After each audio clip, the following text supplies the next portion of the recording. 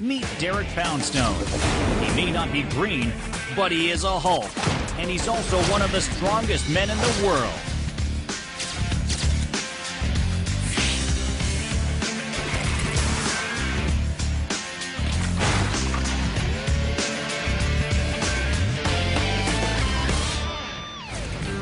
We're joined now by Derek Poundstone, the strongest man in the world. And Derek, you know, I've always thought that it'd be a cool moniker to have as the fastest man in the world, but the strongest man in the world, how much does that mean to you? Actually, I'm the three-time America's strongest man, and I'm one of the strongest men in the world. It entails lifting large objects like stones, we call them Atlas stones, carrying these really big objects.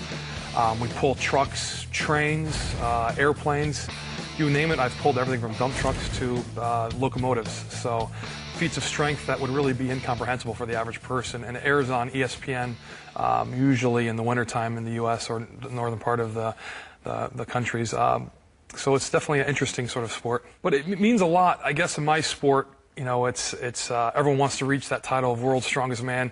So I think it is just cool to be the best of anything in the world. So absolutely, it's something that I definitely strive to be someday. Yes. Let's talk about how you got into this sport. Was there a particular moment that motivated you to take this course? I was sort of touched by it later on in life. As a teenager, I saw it on TV.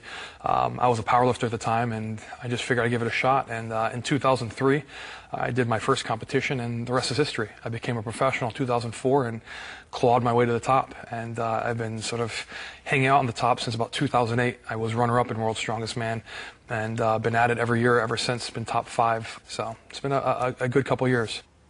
Now, you own your own gym, you have your own radio show, you're a competitive strongman competitor, and you also are a police officer.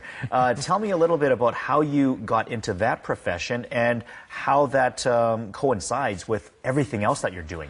I honestly don't know how I do it sometimes. I really enjoy what I do, and I think if you enjoy what you're doing, you'll find time for it. I've been a police officer since 2004, so 8 years now. I respect police a lot, so I just one day, you know, I was 20 years old and said, I want to give it a shot. So I applied to a local police department, and the hiring process takes quite a bit of time, and I got hired at 22 years old, and it's been a great career.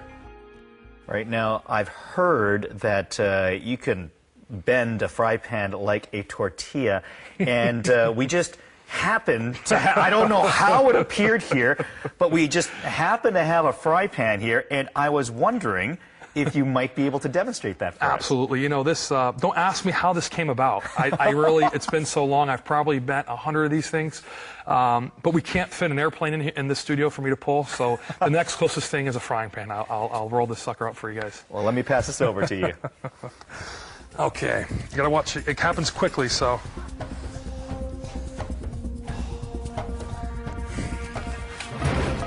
Wow.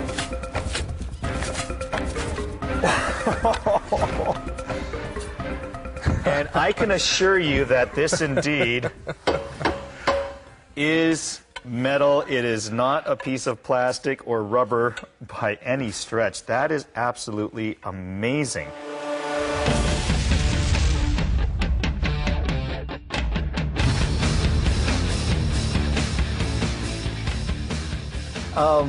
When we look at your genetics, would you say that your parents are both large people, or would you say that you've kind of developed this, or what is this more basically through genes that you've gotten to where you are, or hard work? If my mom heard you ask if she was large, I think she'd come over here. And, no, my mom's actually not. She's, I would say, a little shorter than average. My father was a really big guy.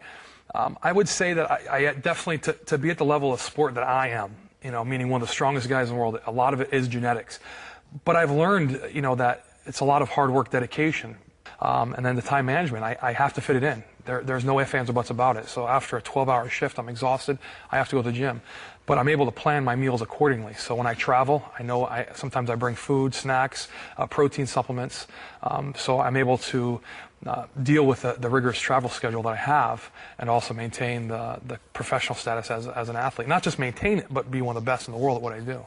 In this day and age, there is an obesity problem in America especially, but slowly it's creeping around the world as well, it seems.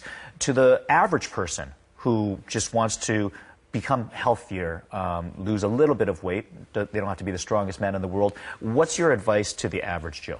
The number one thing is diet. This is why I'm traveling to countries like Korea and Brazil and China. These are countries that are up and coming countries. Korea and China are already there.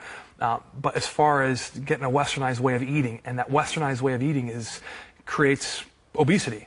You know, so what I'm talking about, this is why I'm traveling to these countries, is talking about diet, understanding that consuming protein when you're working out, because, well, first off, you need to work out. Second off, you need to recover, so you need to consume protein.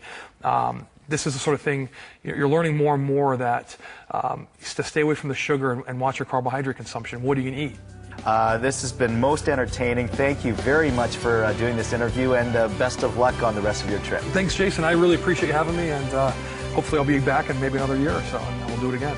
Thank you very much. Derek Poundstone, America's Strongest Man.